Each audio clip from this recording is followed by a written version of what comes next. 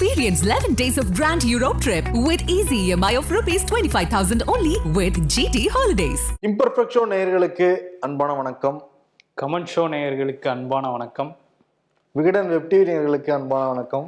விகடன் வாசகர்களுக்கு வணக்கம். சரி, ரொம்ப லென்த்தா போயிட்டு இருக்கோம். கிரிஞ்சிட்டுருவாங்க, பூமரிட்டுருவாங்க, அதை நிப்பாட்டிக்கலாம். ஜூனியர் விகடன் அவள் விகடன்லாம் சொல்லலையா? அவ்வளோ வணக்கம்.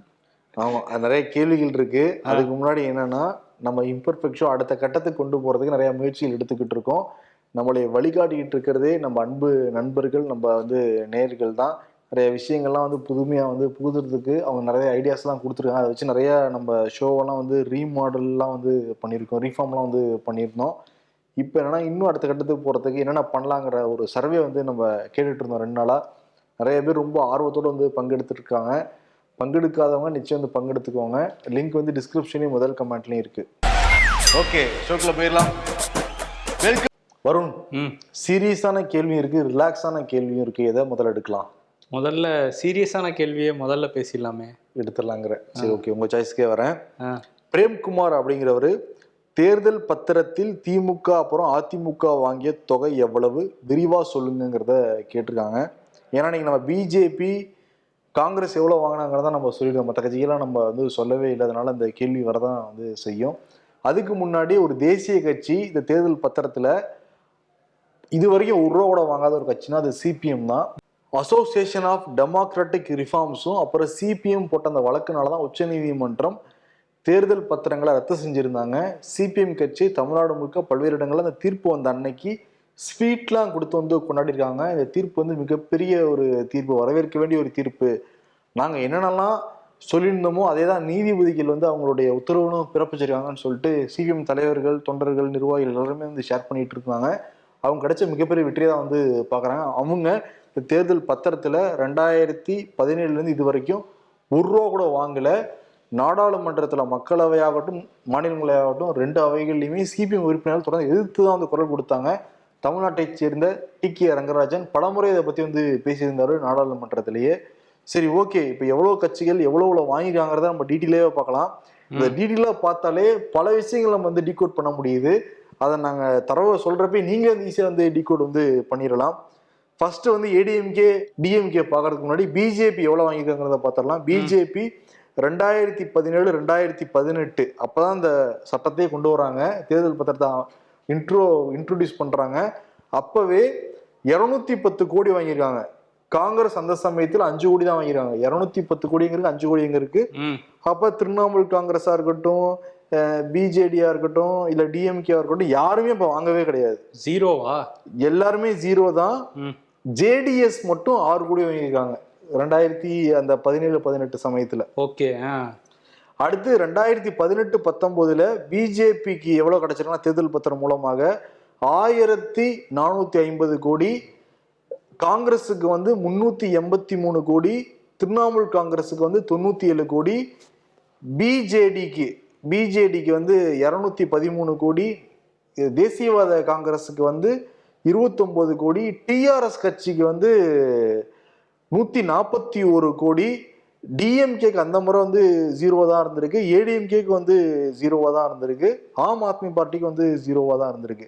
இதே 2019-20ஆம் ஆண்டு பிஜேபிக்கு 2555 கோடி கிடைச்சிருக்கு, காங்கிரஸுக்கு 317 கோடி கிடைச்சிருக்கு, திரிணாமுல் காங்கிரஸுக்கு 100 கோடி கிடைச்சிருக்கு.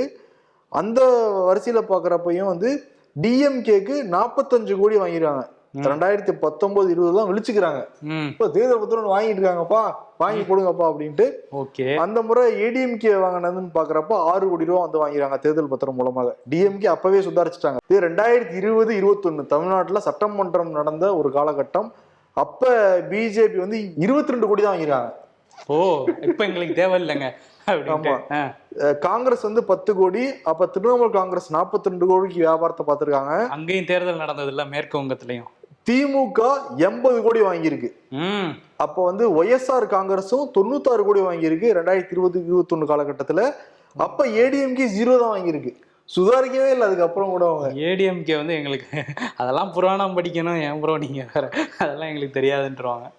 அதற்கு பிறகு 2021-2022 காலகட்டத்தில் பிஜேபி வாங்கின தொகை 1033 கோடி, காங்கிரஸ் வாங்கினது 236 கோடி, திரிணாமுல் காங்கிரஸ் வாங்கின தொகை 528 கோடி, டிஎம்கே வாங்கின தொகை 306 கோடி.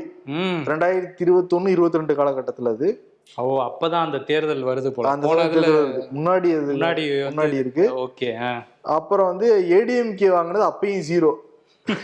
என்னதான் ஏடிஎம்கே மொத்தமா இந்த 2017 இருந்து 2023 வரைக்கும் அவங்க வாங்கின தொகையே 6 கோடி தான் இந்த தேர்தல் பத்திரம் மூலமாக. 6 கோடி கலெக்ட் பண்ணா முட்டுருக்காங்களா அப்படிங்கறதும் தெரியல, இல்ல யாரும் கொடுக்க முன் வரலையாங்கிறதும் தெரியல. ஏடிஎம்கே வாங்கினது 6 கோடியே 5 லட்சம் ரூபாய், திமுக வாங்கினது 616 கோடியே 50 லட்சம் ரூபாய். ஓ, இவங்க டாப் 5ல வருவாங்க போலயே. மொத்தம் பிஜேபி வாங்கினது 6566 கோடி, காங்கிரஸ் வாங்கினது 1123 கோடி, திரிணாமுல் காங்கிரஸ் வாங்கினது 1092 கோடி, தேசியவாத காங்கிரஸ் வாங்கினது 63 கோடி, டிஆர்எஸ் வாங்கினது 383 கோடி, டிடிபி வாங்கினது 146 கோடி. டிடிபிங்கிறது தெலுங்கு தேசம் கட்சி. ஆமா. அதற்கு பிறகு ஒய்எஸ்ஆர் காங்கிரஸ் வாங்கினது 382 கோடி, பிஜேபியில பிஜு ஜனதா தளம் அப்படின்னு சொல்லலாம், பிஜேபினும் அந்த மாதிரிதான் நடந்து. அவங்க வாங்கினது 774 கோடி, டிஎம்கே வாங்கினது 616 கோடி. ஓகே, அப்ப டாப் 5ல வந்துடுறாங்கன்னு நினைக்கிறேன். 5வது இடம் டிஎம்கே கிடைக்கும். அதாவது ஆம் ஆத்மி வாங்கினது 94 கோடி. ஓ ஆமா, இதெல்லாம் தான் வந்து தரவுகளா கொடுக்கப்பட்டிருக்கு. 2023 வரைக்கும் தான் நான் சொல்றேன். 2024 சேர்த்தோம்னா எங்க வரும்? இதெல்லாம் தான் வந்து கொடுக்கப்பட்டிருக்குப்பா. பாத்துக்கோப்பா எவ்வளவு தூரம் வந்திருக்காங்கன்ட்டு. இதுல இன்னொரு தரவு இருக்கு, அதெல்லாம் ரொம்ப அல்டிமேட்டான தரவு இதுதான். ஏன்னா பாரத் ஸ்டேட் வங்கி தான் இந்த தேர்தல் பத்திரங்களை வருஷத்துக்கு 4 முறை வந்து வெளியிடுறாங்க. 1000 ரூபாய் ஒரு பத்திரம் வெளியிடுவாங்க, 10,000 ரூபா, அப்புறம் வந்து 1 லட்சம் ரூபா, 10 லட்ச ரூபா, 1 கோடி ரூபா. இப்ப யார் 1000 ரூபா வாங்குவாங்க? Middle class, lower middle class வேணா 1000 ரூபா வாங்கி விருப்பப்பட்ட கட்சிக்கு கொடுத்துருப்பாங்க. ஆமா, மொத்தமா 2017 இருந்து 23 வரைக்கும் எவ்வளவு பேர் தெரியுமா 1000 ரூபாய் பத்திரம் வாங்கிருக்காங்க? வெறும் 99 பேர் மட்டும் தான் வாங்கிருக்காங்க. மொத்தமா இவ்வளவு கட்சிகளுக்கு சேர்ந்து தேர்தல் பத்திரம் மூலமாக ஆல் ஓவர் இந்தியா 140 கோடி மக்கள் தொகை கொண்ட இந்தியாவில 99 பேர் மட்டும்தான் 1000 ரூபாய் பத்திரத்தை வாங்கியிருக்காங்க. 1 கோடி ரூபாய் பத்திரம் எவ்வளவு பேர் வாங்கிருக்காங்க? எவ்வளவு பேரு? 12,999 பேர். கிட்டத்தட்ட அதுல மட்டுமே 12,000 கணக்கே எனக்கு வரலப்பா. 12,999 கோடி. அதான் அவ்வளவு பேர் கொடுக்குறாங்கன்னா அவன் யார் கொடுப்பாங்கிறது எல்லாருக்குமே வெளிப்படையா வந்து தெரியும். பெரும் முதலாளிகள் கொடுத்திருப்பாங்க. 10 லட்சமே கம்மியா தான் இருக்கு. அது 12,000 கோடி 12,000 சொச்சம் வருதுன்னா 10 லட்சம் அந்த பாண்டு வாங்கினவங்க 7,618 பேர். 18 அந்த பாண்டு வாங்கினவங்க. 1 லட்சம் வாங்கினவங்க 3,088. 10,000 வாங்கினவங்களே ஆல் ஓவர் இந்தியாவில இவ்வளவு இடைப்பட்ட காலத்துல 208 பேர் தான் வாங்கிருக்காங்க. அப்ப இது தெளிவா தெரியல யாருக்கு. ஏன்னா அனாமனிஸா யாரும் பணம் கொடுக்கலாமோ அதை வாங்கிப்பாங்க. இதை வச்சு கருப்பு பணம் ஒழியுமா? இது என்ன அடிப்படையே நம்ம கேக்குறப்பவே பணம் ஒழியும், எங்கேயாவது ஒழிச்சு வச்சுக்கிற மாதிரி கட்சிகளுக்குள்ள கொடுத்துருப்பாங்க. இப்போ இதை பார்க்கும்போது இப்போ என்ன சொல்லியிருக்கு உச்சநீதிமன்றம்னா, மார்ச் 6ஆம் தேதிக்குள்ள ஸ்டேட் பேங்க் ஆஃப் இந்தியா வந்து அந்த யார் கொடுத்துருக்காங்க பணங்கிறத தேர்தல் ஆணையத்துக்கு சொல்லணும்னு சொல்லியிருக்காங்க. தேர்தல் ஆணையம் மக்களுக்கு வெளிச்சம் போட்டு காட்டணும் அப்படின்னு சொல்லியிருக்காங்க. ஸோ இது சொன்னாங்கன்னா பிஜேபிக்கு எந்த கார்பரேட் கொடுத்துருக்காங்க, இங்கே டிஎம்கேக்கு எந்த கார்பரேட் கொடுத்துருக்காங்க, அவங்களுக்கு டிஎம்கே ஆட்சிக்கு வந்ததுக்கப்புறம் எங்கேயாவது திட்டங்கள் ஒதுக்கியிருக்காங்களா, நிலம் ஒதுக்கியிருக்காங்களா, இதே மாதிரி பிஜேபிக்கு காங்கிரஸ் மாநிலங்கள்லையும் இதெல்லாம் பொருந்தும். கட்சிகளுக்குள்ள பெரிய ஒரு சர்ச்சையாக தான் மாறும். 27 முறை அந்த பாண்ட் ரிலீஸ் ஆயிருக்கு. 27 முறை ரிலீஸ் ஆனப்ப 1000 ரூபா வாங்கினவங்க 99 பேர் தான். அப்போ மக்கள் மிடில் கிளாஸ் யாருமே கொடுக்கலங்கிறது தெளிவாக தெரியும். கொடுத்தவங்களே ரொம்ப ரொம்ப கம்மி. பர்சன்ட்ல பாக்குறப்ப 0.41% தான். இதே வந்து 1 கோடி ரூபா வாங்கினவங்க 54.13%. 54 பேர். ஜனநாயக நாட்டுல எப்படிலாம் இருக்கு பத்தியில. ஆனா தீர்ப்பு வந்து மக்கள்கிட்ட வரவேற்பு தான் வந்து கொடுத்துருக்கு. தீர்ப்புலே சொல்லியிருக்காங்க, அரசியலமைப்புக்கு எதிரானது இந்த மாதிரி. மக்களுக்கு எங்க இருந்து பணம் வருதுங்கிற தெரிஞ்சுக்கிற உரிமை இருக்கு அப்படின்னு சொல்லியிருக்காங்க. அதே மாதிரி பிஎம் கேர்ஸ் அப்படின்னு சொல்லிட்டு மோடி படம் போட்டு 10,000 கோடி வந்து பணமெல்லாம் கலெக்ட் பண்ணாங்க. அந்த பணம்லாம் என்ன ஆச்சு அப்படிங்கிறதும் வெளிச்சத்துக்கு வரணும். அதுக்கான வழக்குகளும் நடந்துட்டு இருக்கு. பார்ப்போம் என்ன நடக்குதுன்னு. ஆக்சுவலி இந்த கமெண்ட்ஸோட ஒரு சுவாரஸ்யம் இருக்கு. எப்பயுமே நான் தான் பேப்பர் எழுதிட்டு வருவேன், நீ மொபைல் எடுத்துட்டு வருவேன். இந்த முறை நான் மொபைல் எடுத்துட்டு வந்துருக்கேன், வரும் பேப்பர் எழுதிட்டு வந்திருக்காரு. ஆமா, ஒரு சேஞ்ச் இருக்கணும்ல. சரி, ஓகே. இன்னொரு கேள்வி வந்து தினகரன் அப்படிங்கிற நேயர் வந்து கேட்டிருக்காரு. பாகிஸ்தான் தேர்தல் முடிவுகள் என்னதான் ஆச்சு அப்படின்னு கேட்டிருக்காரு. அமமுக தினகரனா? அவர் இல்ல, அவர் கட்சி என்ன ஆச்சுன்னு யோசிச்சுக்கிட்டு இருப்பாரு. அவர் ஏன் பாகிஸ்தானை பத்தி கேட்க போறாரு? சரி, இந்தியா ஜனநாயகத்தின் தாய் இந்தியாவை பத்தி பேசிட்டோம். அதே மாதிரி ஜனநாயகம் பயங்கரமா இருக்கிற இன்னொரு நாடு வந்து பாகிஸ்தானு. அவங்க வந்து என்ன பண்ணியிருக்காங்க தேர்தல் அப்படின்னா, தேர்தல் நிறைய நாடுகள் வந்து அங்கே சரியா நடக்கலை அப்படின்னு வந்து யூகேல இருந்து யூஎஸ்ல இருந்தெல்லாம் பேசிட்டு இருக்காங்க. அங்கே திரும்ப தேர்தல் நடத்தணும் அப்படிங்கிற அளவுக்கு பேசிட்டு இருக்காங்க. சரியா அங்கே தேர்தல் நடக்கலை. என்ன காரணம் அப்படின்னா, தேர்தல் அறிவிச்சதுலேருந்து ஆரம்பித்து பல குளறுபடிகள் நடந்தது. ஒழுங்காக பிரச்சாரம் பண்ணல, பிரச்சாரம் பண்ண விடலை எதிர்கட்சிகளை அப்படிங்கிற குற்றச்சாட்டுலாம் இருந்தது. குறிப்பாக பிடிஐ அந்த கட்சியோட தலைவர் இம்ரான்கான், முன்னாள் பிரதமராக இருந்தவர், சிறையில் இருக்கார். இப்போ அவருக்கு இப்போ ஒவ்வொரு வழக்கில் 3 ஆண்டு, இன்னொரு வழக்கில் 10 ஆண்டு, இன்னொரு வழக்கில் 17 ஆண்டுன்னு சிறை தண்டனை வந்து அதிகமாகிட்டே இருக்குது. அவர் ஆனால் வந்து உள்ளே இருந்துக்கிட்டே கட்சி ஆட்கள் வழக்கறிஞர் மூலமாக பேசி இந்த தேர்தல் நம்ம சந்திக்கிறோம் அப்படின்லாம் முடிவு பண்ணி வச்சுருந்தாரு. ஒரு இடத்துல இந்த கட்சி ஊழல் அதிகமாக பண்ணியிருக்காங்கன்னு சொல்லி அவர் கட்சியை தடை பண்ணிட்டாங்க. ஸோ அதனால் நம்ம சுயேட்சையாக போட்டியிடணும் அப்படின்னு குறுகிய காலத்துக்குள்ளே சுயேட்சையாக போட்டியிடுறதுக்கான வேலையும் வந்து இம்ரான்கான் ஆதரவாளர்கள் பார்த்தாங்க. அவங்க வந்து கிரிக்கெட் பேட் எங்களுக்கு வேணும் அப்படின்னு சொன்னாங்க. அதுதான் வந்து அவரோட கட்சி சின்னம்.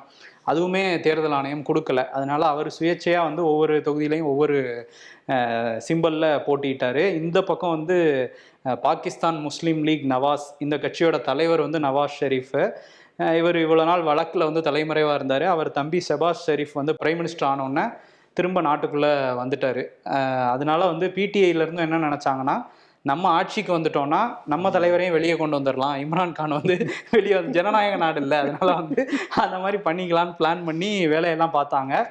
இன்னொரு கட்சி வந்து பிலாவல் பூட்டோவோடது, அது பாகிஸ்தான் பீப்புள்ஸ் பார்ட்டி. இந்த 3 கட்சிக்கு தான் ஒரு மும்முனை போட்டி மாதிரி தான் போச்சு. மற்றதெல்லாம் இந்த சின்ன சின்ன கட்சிகள்லாம் போட்டிட்டாங்க. தேர்தல் வந்து பிப்ரவரி 8ஆம் தேதி நடந்தது, வாக்குப்பதிவு. அதில் வந்து வாக்குப்பதிவில் கலந்துக்கிட்ட மக்களோட சதவீதம் வந்து 100% மக்களில் 47.6% மக்கள் தான் வாக்கு செலுத்தவே வந்திருக்காங்க. ரொம்ப கம்மியான ஓட்டர்ஸ் பர்சன்டேஜ் தான் இது. அன்னைக்கு நடந்த தேர்தலில் நிறைய குண்டு வெடிப்பு இருந்தது, கலவரம் இருந்தது. இதுக்கு நடுவில் தேர்தல் முடிஞ்சு வாக்கு எண்ணிக்கையுமே ஒரு மாதிரி கொஞ்சம் லேட்டாக தான் முடிஞ்சு ஒரு வழியாக என்ன சொன்னாங்கன்னா 101 சுயேட்சைகள்.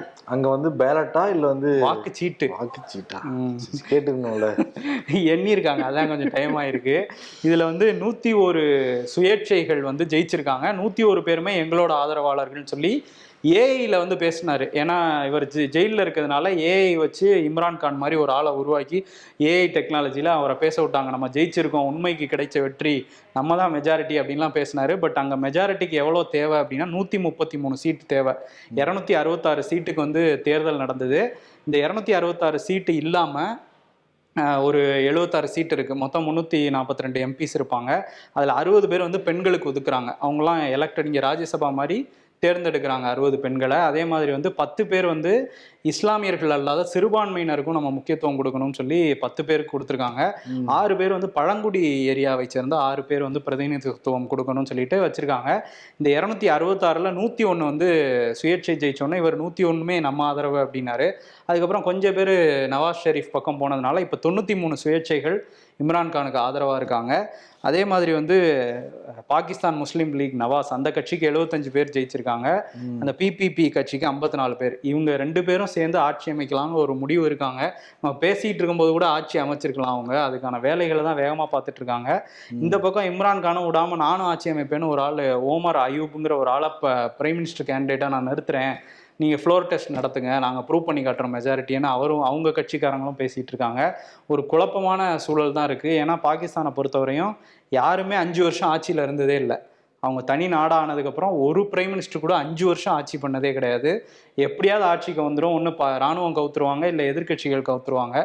இப்படி தான் போயிட்டுருக்கு. இதில் அதிகபட்சமாக ஆட்சியில் இருந்தவர் யாருன்னா லியாக்கத் அலி கான், பாகிஸ்தானோட முதல் பிரதமர். அவர் வந்து 4 ஆண்டுகள் 2 மாதம் இருந்திருக்காரு. அதே மாதிரி நவாஸ் ஷெரீஃப் 3 முறை பிரதமராக இருந்திருக்காரு. அதில் ஒரு முறை மட்டும் 4 ஆண்டுகள் 2 மாதம் இருந்திருக்காரு. 4 வருஷம் டச் பண்ணுறதே பெரிய போராட்டமாக இருக்கு. ஆமாம், அதுவே பெரிய போராட்டம். இம்ரான்கானே 3 வருஷம் தான் இருந்தார்.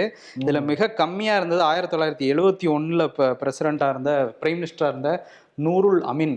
இவர் வந்து 2 வாரம் கூட இல்லை, 2 வாரத்துக்கும் கம்மியாக இருந்திருக்காரு, வீட்டுக்கு அனுப்பிச்சிருக்காங்க. ஸோ இந்த கொடுமையெல்லாம் நடந்துகிட்டு இருக்கு. இது மாதிரி தான் ஒரு மாதிரி பாகிஸ்தான் அரசியலே ரொம்ப குழப்பமாக தான் போயிட்டு இருக்கு. அங்கே உள்ள மக்களை நினைக்கும் போது தான் ரொம்ப பாவமாக இருக்குது. ஏன்னா பொருளாதாரமும் அங்கே அதல பாதாளத்துக்கு போயிடுச்சு. இவங்க வந்து பதவிக்கு அடிச்சுக்கிட்டு இருக்காங்க. என்ன நடக்குமோ தெரியல. அங்கே சுகுமார் கிங் கமெண்ட் செவில் கொஞ்சம் ரிலாக்ஸா பேசுங்க பிரதர்ஸ். சமீபத்தில் நீங்கள் பார்த்ததில் பிடித்த படம் இது, அனிமல் படம் பத்தி உங்க கருத்து என்னன்னு கேட்டிருக்காரு. நம்ம கமெண்ட் ஷோனாலே கடந்த ஒரு 2 மாதங்களா ரொம்ப சீரியஸான கொஸ்டின் தான் அணுகிட்டு இருக்கோம். இந்த 2 அதனால அவரே வந்து ரிலாக்ஸ் பண்ணுங்கன்னு தான் கேட்டிருந்தாரு.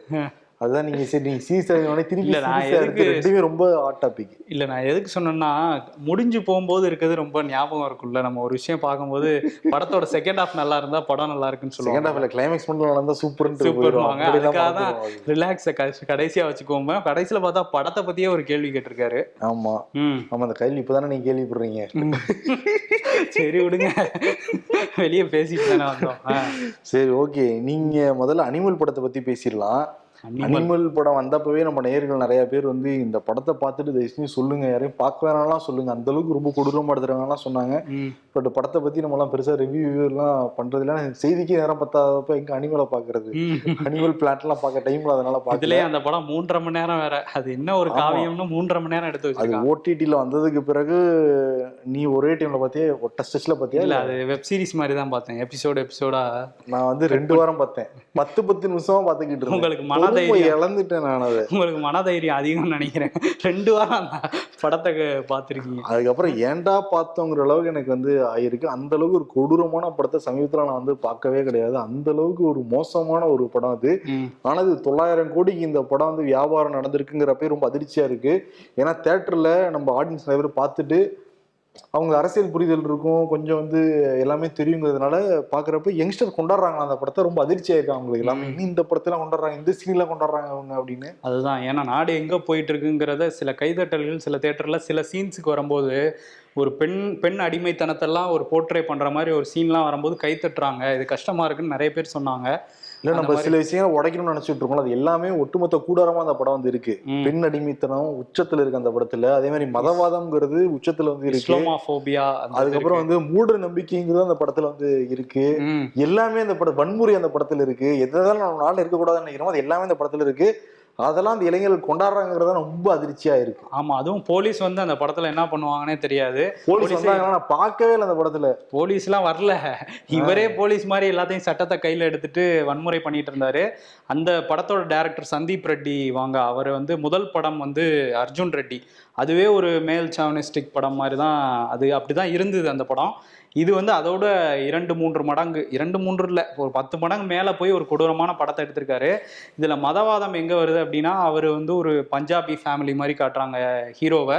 ஆனால் பஞ்சாபி ஃபேமிலியில் அவர் சீக் கிடையாது, சீக்கிய மதத்தை சேர்ந்தவர் கிடையாது, இந்து மதத்தை சேர்ந்தவருங்கிற மாதிரி போகுது அந்த படம். அதில் வந்து அவங்க பூஜையெல்லாம் நடத்துகிறாங்க, அவர் கோமயம்லாம் வாங்கி குடிங்க நல்லது நடக்கும்னு சொல்ல அந்த கோமையெல்லாம் குடிக்கிறாரு, இதெல்லாம் போகுது. ஆமாம், ஹீரோ மேலே வந்து 4 குண்டடி பட்டுரும், அதற்கு பிறகு வந்து கோமியம் குடிக்கணும் கொடுங்கன்றலாம் ஒரு சீன் இருக்கும். மருத்துவமனை அட்மிட்லாம் ஆயிருப்பாரு, ஆனோட கோமியம் குடிச்சோடனே வேகமா சரியாகிற மாதிரி சீன்லாம் இருக்கும். ஏன்னா சில பிஜேபி மினிஸ்டர்ஸ்லாம் சொல்லியிருந்தாங்கல்ல, அது குடிச்சா எந்த நோயுமே வராதுன்னு. அதுக்கப்புறம் நிறைய ஆராய்ச்சிகள்லாம் பண்ணி மருத்துவர்கள்லாம் இதெல்லாம் ஃபேக்குன்னு சொன்ன நியூஸ் எல்லாம், அதனால நிறைய டிசீஷன் தான் வரும் அப்படின்லாம் சொன்னாங்க. அதெல்லாமும் நம்ம பார்த்தோம். ஓகே, அதெல்லாம் தாண்டி என்னன்னா அந்த படத்துல எங்க அந்த மத வெறிங்கிறது ஒரு விஷயமா மாறுது அப்படின்னா, செகண்ட் ஹாஃப்ல வில்லன்னு ஒருத்தர் வந்து காட்டுறாங்க. அவர் இவரோட அண்ணனா, வேற ஏதோ ஒரு, இவங்களோட 2 பேரும் உறவு, ஹீரோவும் வில்லனும் உறவு. ஆனா வந்து அவர் வந்து இஸ்லாம் மதத்தை சேர்ந்தவர். அவர் எதுக்காக இஸ்லாம் மதம் மாறிட்டாருன்னு காமிக்கிறாங்க. எதுக்காக மாறிட்டாருங்கிறத சொல்லாம சொல்றாங்களாம். இந்த யூனிஃபார்ம் சிவில் கோட் இப்போ வந்திருக்கு, அது நிறைய கல்யாணம் பண்ணிக்கிறங்கிறதுக்காக அவர் மாறிட்டாரு, இஸ்லாமிய மதத்தை சேர்ந்த பெண்கள்லாம் இப்படிதான் இருப்பாங்க, இந்த மாதிரியான சில போர்ட்ரேல் வந்து அந்த படத்தோட செகண்ட் ஹாஃப்ல இருக்கு. இது தாண்டி ஆணாதிக்கம் இருக்கு, வன்முறை இருக்கு, இது எல்லாமே வந்து இருக்கு. நான் சொல்றேன், அவங்க வந்து பெரிய பணக்கார வீட்டு ஃபேமிலியா, இந்தியாவிலேயும் மிகப்பெரிய ஒரு பணக்கார வீட்டு ஃபேமிலியா. அவங்க அக்காவை யாரோ வந்து கிண்டல் பண்ணிடுவாங்க, உடனே ஒரு ஸ்கூலுக்குள்ளார போய் துப்பாக்கியால சுடுவாரு. சட்டம் ஒழுங்கு இந்தியாவில எவ்வளவு கடுமையா இருக்குன்னு தெரியுமா? அது இல்லாம அக்கா ஹஸ்பண்டே போட்டுருவாரு ஹீரோ. போட்டுட்டு அக்கா ஹஸ்பண்ட் கொண்டுட்டு அக்காவுக்கு வந்து அவனுக்கு செட் ஆகணும் இல்லைன்னு தலைவிட அக்கா ஓகேம்பாங்க. ஐயோ எப்படிதான் யோசிக்கிறாங்கன்னு தெரியலப்பா. அது கடைசியில கிளைமேக்ஸ் ஒண்ணு வச்சாங்க பத்தியா, அது ஒண்ணு. சரி, இந்த படத்தை பத்தி இவ்வளவு தூரம் பேசுறதே இஷ்டம். ஆனா எதனால இவ்வளவு பேச வேண்டியது இருக்குன்னா, இவ்வளோ ஒரு மோசமான படம் நம்ம சமூகத்துல கொண்டாடப்படுதுன்னு நினைக்கிறப்பதான் நம்ம அதிர்ச்சியா இருக்கு. நமக்கு வேற ஒன்றும் கிடையாது, நம்ம ஆதங்கத்தை தான் வந்து பதிவு பண்றோம். கண்டிப்பா. அதுல வந்து உங்களுக்கு பிடிச்ச படம் எதுன்னு கேட்டிருந்தாரு. சீக்கிரம் அனிமல் கிடையாது. இந்த வருஷத்திலேயே பார்த்த ஒஸ்ட் படம், இது வரைக்கும் நிறைய படம் பார்ப்போம், ஆனா இப்பயே எழுதிடலாம் அதை. ஆமா, அது வந்து மோசமான ஒரு படம் அனிமல். ஆமா, எனக்கு ரொம்ப பிடிச்ச படம்னா இப்ப நான் நிறைய மலையாள படங்கள் தான் வந்து பார்த்துக்கிட்டு இருக்கேன். அதான் ரொம்ப நல்லா இருக்கு. சோல் டச்சோட வந்துருக்கு. ஓகே, ஃபாலிமி, அதாவது ஃபேமிலியே கொஞ்சம் மாத்தி போட்டிருக்காங்க. ஃபாலிமின்னு ஒரு படம் பார்த்தோம், அட்டகாசமா இருந்துச்சு. நான் சிரிச்சு வந்து பார்த்துட்டு, அதே மாதிரி ஜோதிகாவும் மம்முட்டி ஒரு படம் நடிச்சிருந்தாங்க. ஆமா, அது காதல் த கோர். அந்த படம் ரொம்ப அட்டகாசமா இருந்துச்சு. அந்த 2 படமும் எனக்கு ரொம்ப பிடிச்சிருந்துச்சு. ஆமா, மலையாளிஸ்ட கேட்டு இவர் சந்தீப் ரெட்டி மாதிரியான ஆட்கள் எதை இங்க பேசணுங்கிறத முதல்ல கேட்டு படம் எடுக்கணும். அவங்க வந்து ஒரு யாருமே டச் பண்ணாத ஒரு மிகப்பெரிய ஹீரோ மம்முட்டி. அவர் வந்து ஒரு ஹோமோசெக்சுவல் கேரக்டர்ல அவர் நடிக்கிறாரு அப்படிங்கிறது வந்து அதெல்லாம் நார்மலைஸ் பண்ணணும் அப்படின்னு சொல்லி தான் அந்த படம் எடுத்தோன்னு அந்த டைரக்டரே சொல்றாரு. ஸோ இந்த மாதிரியான ஒரு விஷயங்கள் வரும்போது அதே நேரத்தில் அனிமல் மாதிரியான படங்களும் வருது. அதே மாதிரி இந்த ஃபாலிமி படம் வந்து எந்த கருத்தும் சொல்லாத அந்த படம், ஆனா ரொம்ப ஜாலியா ரசிச்சு சிரிச்சு வந்து பாத்துக்கிட்டு இருக்கலாம். ஆமா, ஜாலியா இருந்தது. அதாவது இன்டர்வல்ல வந்து நான் தனியா அந்த படத்தை பார்த்தேன், விழுந்து சிரிச்சேன் நான் அந்த இன்டர்வல்ல. சரியான செகண்ட் ஹாஃப்ல அந்த படம் சொன்னா அது சீன்லாம் சொன்னா நீங்க பாருங்க, அந்த படம் நல்லா இருந்தது. ரொம்ப ஒரு அவங்க நடிகர்கள்லாம் வந்து நடிக்கிறாங்களாங்கிற ஒரு டவுட்டே நமக்கு வரும். அந்த அளவுக்கு யதார்த்தமான ஒரு நடிப்பு. ஹீரோ பேர் மறந்துட்டேன். அதே ஹீரோ வந்து ஜெய ஹே பெசின், நம்ம இவரு சொல்றாரு கேமரா கார்த்தி சொல்ற பெசின். அவர் ஒரு டைரக்டர் ஆக்சுவலி. அவரு அது வந்து ஜெய ஹேன்னு ஒரு படம் நடிச்சிருக்காரு. அந்த படம் நிச்சயம் வந்து ஹஸ்பண்ட் ஒய்ஃபோட பார்க்கணும். ஆமா, அதுவும் பேச வேண்டிய ஒரு கருத்து. அந்த மாதிரி தான் பண்ணிட்டு இருக்காங்க மலையாளத்துல. அந்த படத்தோட கதையான ஒன்லைன்ல சொல்லலாம். ஹஸ்பண்ட் வந்து ஒய்ஃபை டார்ச்சர் பண்ணிட்டே இருப்பாங்க. அந்த ஒய்ஃப் வந்து ஒரு விஷயம் பண்ணுவாங்க, அதற்கு பிறகு ஹஸ்பண்ட் இப்படி மாறாருங்கதான் அந்த கதை. செம்மையா இருக்கும். அதுல அந்த எனக்கு அதை நடைமுறைப்படுத்தணும்னு நான் சொல்லுவேன். அந்த படத்தோட டைரக்டர் வந்து அப்படியே பினராயி விஜயன்ட்ட பேசி கேரளால இருந்து ஆரம்பிக்கட்டும், நடைமுறைக்கு வருதான்னு பார்ப்போம். அதே மாதிரி வந்து இங்கே தமிழில் கூட நிறைய நல்ல படங்கள்லாம் வந்துட்டு இருக்கு. எனக்கு சமீபத்தில் பார்த்ததுல வந்து ப்ளூ ஸ்டார் படம் பிடிச்சிது. ஒரு பேச வேண்டிய டாப்பிக்கை கிரிக்கெட்டுங்கிற ஒரு விஷயத்தை வச்சு பேசியிருந்தாங்க. அந்த படம் பிடிச்சிருந்தது.